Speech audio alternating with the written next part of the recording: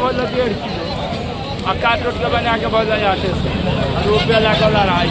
1200 में 50